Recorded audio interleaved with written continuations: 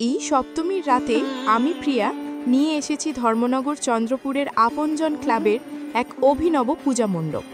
এবারের থিম প্রজ্ঞালোকে নৈশরাজ। কল্পনা করুন, মায়ের প্রতিমা দেখতে হবে প্যাঁচার পেটে ঢুকে। ভিতরে রয়েছে মনোমুগ্ধকর কারুকার্য, রঙিন আলোর ঝলকানি আর ভক্তির অপূর্ব মেলবন্ধন। এই মণ্ডপের জাদুতে মুগ্ধ হবেন নিশ্চিত। মণ্ডপটি কেমন হয়েছে নিশ্চয়ই কমেন্ট করে জানাবেন এবং ভিডিওটি শেয়ার করে সবাইকে দেখার সুযোগ করে দিন। তাহলে দেখে নিন পুরো ভিডিওটি।